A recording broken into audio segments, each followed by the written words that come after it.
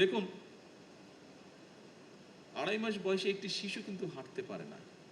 শিশুটাকে হাঁটতে হলে আরো কিছুদিন অপেক্ষা করতে হয়। বর্তমান সরকারের বয়স 2.5 মাসের মতো। তবে আমরা এরই ভিতরে আমরা যে সকল কমিটমেন্ট দেশের মানুষের সামনে উপস্থাপন করেছিলাম, দেশের মানুষকে আমরা দিয়েছিলাম, সেই কমিটমেন্টগুলো বাস্তবায়নের কাজ আমরা শুরু করেছি।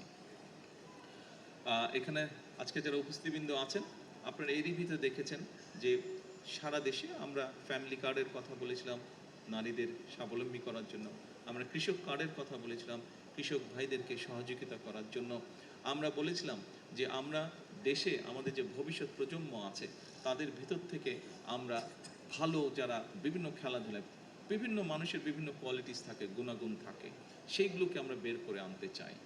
এখানে যারা আমাদের বয়সী আছেন, কম বেশি অনেকেরই ধারণা আছে শহীদ রাষ্ট্রপতি জিয়াউর রহমানের সময় দেশের ছোট ছোট ছেলে মেয়ে যারা ছিল সেই সময় তাদের ভিতর থেকে ট্যালেন্টেড যারা ছিল তাদেরকে বের করে আনার জন্য নতুন কুড়ি নামক একটি অনুষ্ঠান চালু করা হয়েছিল। আপনাদের অনেকেরই সে ধারণা আছে যারা সেই সময় শহীদ জিয়াকে দেখেছেন।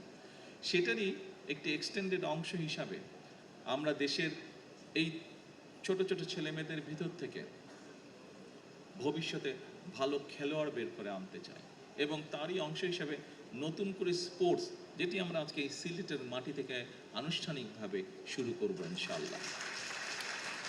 আমি গতকাল জিজ্ঞেস করেছিলাম আমাদের যে স্পোর্টস মিনিস্টার আছে আমিনুল, তাকে আমি জিজ্ঞেস করলাম যে কত বাচ্চা এনরোল হয়েছে। আমাকে গতকাল সন্ধ্যায় ও যে রিপোর্ট দিল, হ্যাঁ গতকাল না সরি, এটা পরশুদিন সংসদে আমি জিজ্ঞেস করেছিলাম যে কত বাচ্চা এনরোল হয়েছে।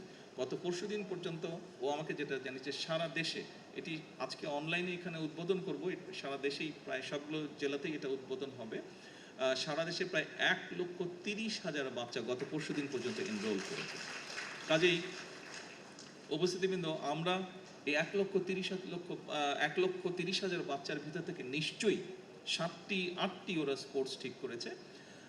এর ভিতর থেকে নিশ্চয়ই আমরা এমন কিছু খেলোয়াড় বের করে নিয়ে আসতে পারবো যারা ভবিষ্যতে ইনশাল্লাহ দেশের জন্য স্বর্ণপদক ছিনিয়ে নিয়ে আসবে আন্তর্জাতিক অঙ্গন থেকে। দেশের সুনাম তারা বৃদ্ধি করতে সক্ষম হবে আন্তর্জাতিক অঙ্গনে, দেশকে তারা তুলে ধরতে পারবে।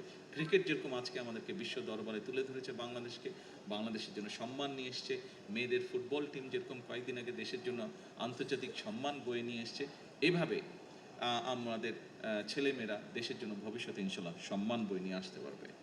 সকল উপস্থিতিবৃন্দ,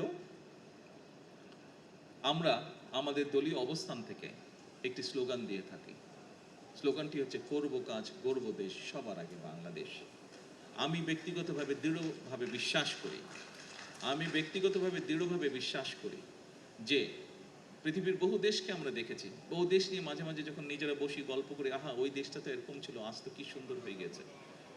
আমি দৃঢ়ভাবে বিশ্বাস করি পরিশ্রম যদি আমরা করি তাহলে আমাদের দেশটিকে আমরা তাদের মতন করে গড়ে তুলতে পারবো। এবং এই আত্মবিশ্বাস নিয়ে এই সরকার যাত্রা শুরু করেছে, তার কার্য পরিচালনা শুরু করেছে। এবং এই আত্মবিশ্বাস আমি মনে করি আজ আমরা যাত্রা শুরু করছি, এই কাজগুলোকে দেশ এবং দেশের মানুষের জন্য যে কাজগুলো আমরা শুরু করেছি, আমাদের ভবিষ্যৎ প্রজন্ম সেই কাজগুলোকে ইনশাল্লাহ এগিয়ে নিয়ে যেতে পারবে এবং আমরা আমাদের একটি প্রত্যাশিত বাংলাদেশ গঠন করতে সক্ষম হব ইনশাল্লাহ একদিন। সম্মানিত সকল উপস্থিতিবৃন্দ, কষ্ট করে আজকের এই প্রতিকূল আবহাওয়ার মধ্যে এইখানে উপস্থিত